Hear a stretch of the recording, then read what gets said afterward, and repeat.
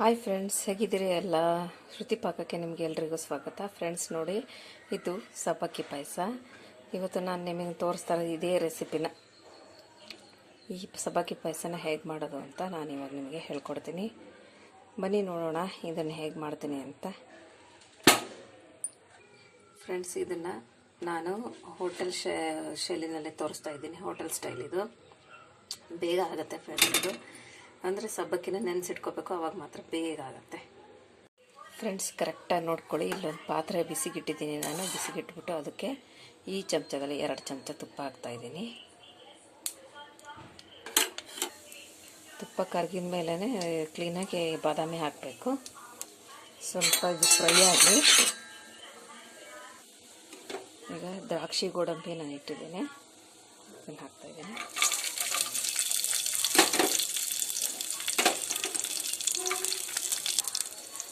ಸ್ವಲ್ಪ ಬ್ರೌನ್ ಆದ ತಕ್ಷಣ ತೆಗಿಬೇಕಿದ್ದೀನಿ. ಸೀದು ಹೋಗ್ಬಿಡುತ್ತೆ ಬೇಗ. ಚೆನ್ನಾಗಿ ಬಿಸಿಯಾಗಿರುತ್ತೆ ಪಾತ್ರೆ ಮತ್ತು ತುಪ್ಪ, ಹಾಗಾಗಿ ಬೇಗ ಆಗ್ಬಿಡುತ್ತೆ ಇದು.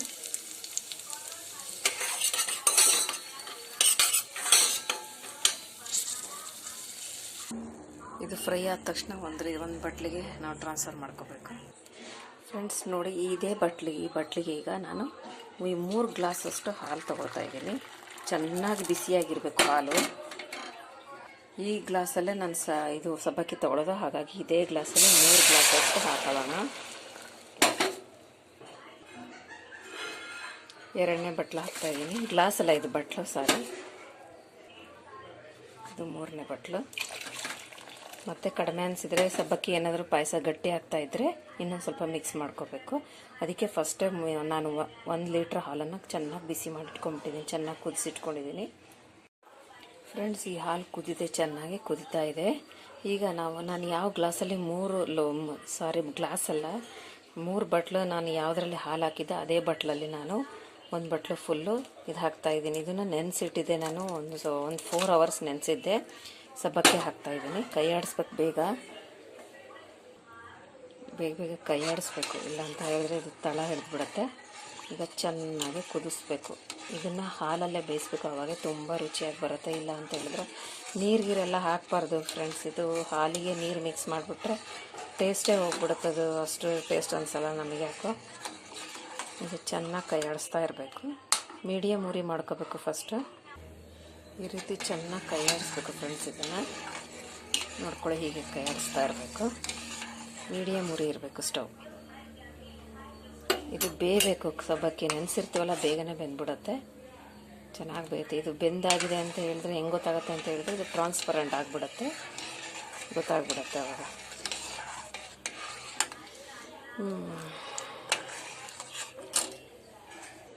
ಫ್ರೆಂಡ್ಸ್, ಇದು ಬೇಯ್ತಾ ಇದೆ ನೋಡಿ.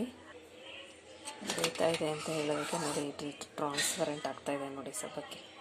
ಇನ್ನೂ ಸ್ವಲ್ಪ ಬೇಯಬೇಕು.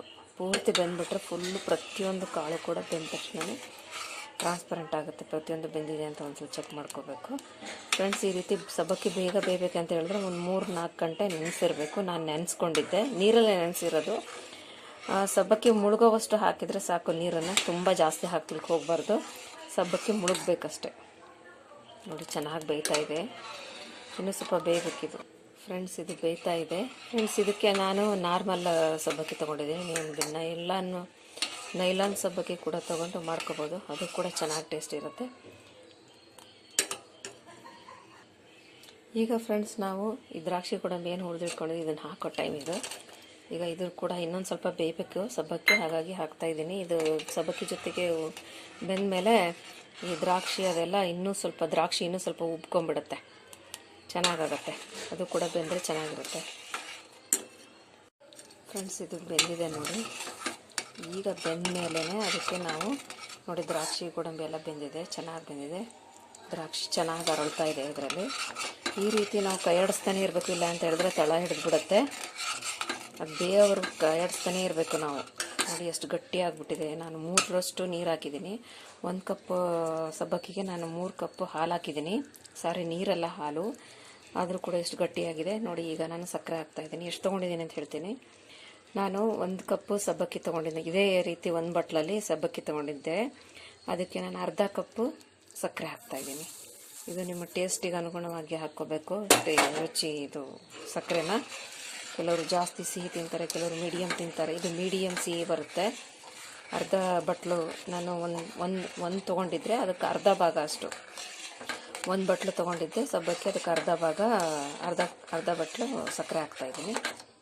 ಇದು ನಮಗೆ ಸಾಕಾಗುತ್ತೆ.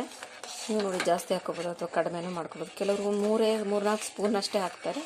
ಅವರು ರುಚಿಗೆ ತಕ್ಕಂಗೆ, ಅವರು ಹೆಂಗೆ ಇಷ್ಟಪಡ್ತಾರೆ ಹಾಗೆ.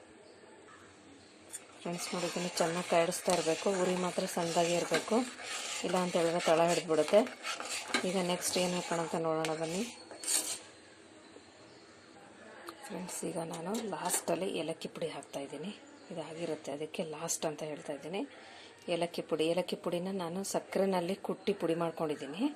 ಸಕ್ಕರೆ ಜೊತೆಗೆ ಅದಕ್ಕೆ ಬೆಳ್ಳಗಿದೆ ಇದೆ ಅಷ್ಟು ಹಾಕಬೇಕು. 1 ಚಮಚ ಹಾಕ್ತಾಯಿದ್ದೀನಿ. ಏಲಕ್ಕಿ ಪುಡಿ ಹಾಕಿದ್ರೆ ತುಂಬ ಟೇಸ್ಟಿ ಇರುತ್ತೆ. ಇದಾಗ್ತಾಯಿದೆ ಫ್ರೆಂಡ್ಸ್. ಈಗ ಚೆನ್ನಾಗಿ ಪರಿಮಳ ಬರ್ತಾಯಿದೆ. ಹೋಟ್ಲಲ್ಲೆಲ್ಲ ಹೀಗೆ ಮಾಡೋದು ಫ್ರೆಂಡ್ಸ್. ನೀವು ನನ್ನ ಚಾನಲ್ನ ಸಬ್ಸ್ಕ್ರೈಬ್ ಖಂಡಿತ ಮಾಡಬೇಕು, ಮರಿಬಾರ್ದು ಫ್ರೆಂಡ್ಸ್. ನೋಡಿ ಇದಾಗಿದೆ, ಆಗಿದೆ ನೋಡಿ, ಫುಲ್ ಆಗಿದೆ ನೋಡಿ ಎಷ್ಟು ಗಟ್ಟಿ ಬಂದಿದೆ. ಸಕ್ಕರೆ ಹಾಕಿದ್ಮೇಲೆ ಸ್ವಲ್ಪ ತೆಳು ಆದಂಗೆ ಆಯಿತು, ಆಮೇಲೆ ಕುದೀತಾ ಗಟ್ಟಿ ಬರ್ತಾಯಿದೆ ನೋಡಿ, ಚೆನ್ನಾಗಿ ಬೆಂದಿದೆ. ಫ್ರೆಂಡ್ಸ್ ಏನು ಗೊತ್ತಾ, ಸಕ್ಕರೆ ಯಾವಾಗ ಹಾಕಬೇಕು ಅಂತ ಹೇಳಿದ್ರೆ, ನಾವು ಇದು ಸಬ್ಬಕ್ಕಿ ಕರೆಕ್ಟಾಗಿ ಬೆಂದಿದೆಯಾ ಅಂತ ಪರ್ಫೆಕ್ಟಾಗಿ ಮಾಡಿಕೊಂಡೆ ಆಮೇಲೆ ಇದು ಸಕ್ಕರೆ ಹಾಕಬೇಕು. ಇಲ್ಲ ಅಂತ ಹೇಳಿದ್ರೆ ಸಕ್ಕರೆ ಬಿದ್ದುಬಿಟ್ರೆ ಬೇಯೋದೇ ಇಲ್ಲ. ನೋಡಿ, ಇದನ್ನು ಒಂದು ಬಟ್ಲೆ ತೆಗಿತಾ ಇದ್ದೀನಿ, ಆಗಿದೆ ಇದು. ಅದಕ್ಕೆ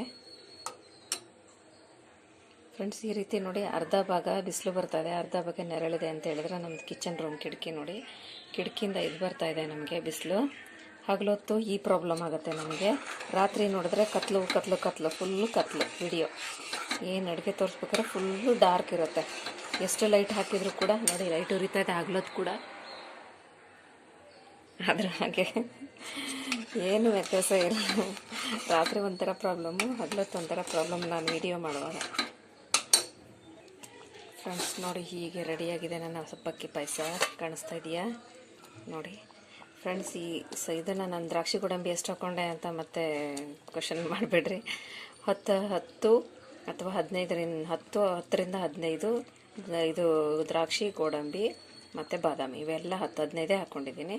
ನೀವೇ ನೋಡಿದ್ರಲ್ಲ, ಅದು ಬಾದಾಮಿ ಮಾತ್ರ ಸಣ್ಣದಾಗಿ ಕಟ್ ಮಾಡಿದ್ದೆ. ಕಟ್ ಮಾಡಿಬಿಟ್ಮೇಲೆ ತುಪ್ಪ ಹಾಕಿ ಹುರಿಯೋದು ನೋಡಿದ್ರಲ್ಲ ಫ್ರೆಂಡ್ಸ್. ಇನ್ನೊಂದು ವಿಷಯ ಫ್ರೆಂಡ್ಸ್, ಇದು ಕುದೀತಾ ಇರ್ಬೇಕಾದ್ರೆ 1-2 ಚಮಚ ಸ್ಪೂನು 1-2 ಸ್ಪೂನು ತುಪ್ಪ ಹಾಕಿದರೆ ಇನ್ನೂ ಚೆನ್ನಾಗಿರುತ್ತೆ. ಆಮೇಲೆ ಫ್ರೆಂಡ್ಸ್ ಇದಕ್ಕೆ ಇನ್ನೂ ಒಂದು ವಸ್ತು ಹಾಕೋಬೋದು, ಏನಂತ ಹೇಳಿದ್ರೆ ಕೇಸರಿ ಹಾಕ್ಬೋದು. ಆಮೇಲೆ ಕೆಲವರು ಇದನ್ನು ಹಾಕ್ತಾರೆ ಅಂತ ನಾರನ್ನ ಕನ್ನಡದಲ್ಲಿ ಅಂತ ದಾಳಿಂಬೆ ಕಾಳು ಹಾಕ್ತಾರೆ, ಅದು ಹಾಕೋಬೋದು. ನೋಡಿ ಫ್ರೆಂಡ್ಸ್, ನೀವು ಮಾಡ್ಕೊಳ್ಳಿಪ್ಪ, ನಾನು ಹೇಳಿದ ಮೆಥಡಲ್ಲಿ ಮಾಡ್ಕೊಳ್ಳಿ. ನೋಡಿ ಹಿಂಗೆ ಬಂದಿದೆ, ಚೆನ್ನಾಗಿದೆಯಲ್ಲ. ಮಾಡ್ಕೊಳ್ಳಿ, ತಿನ್ಕೊಳ್ಳಿ. ನನಗೆ ಇದು ಮಾಡಿ ಸಬ್ಸ್ಕ್ರೈಬ್ ಮಾಡಿ ನನ್ನ ಚಾನಲನ್ನ. ಓಕೆನಾ ಫ್ರೆಂಡ್ಸ್, ಮರಿಬಾರ್ದು ನನ್ನ ಚಾನಲ್ ಸಬ್ಸ್ಕ್ರೈಬ್ ಮಾಡೋದು. ಮತ್ತು ನೀವು ಮಾಡ್ಕೊಂಡ್ಮೇಲೆ ಹೇಗೆ ಬಂತು ಅಂತ ನನಗೆ ತಿಳಿಸಿ. ಓಕೆನಾ, ಬಾಯ್ ಫ್ರೆಂಡ್ಸ್.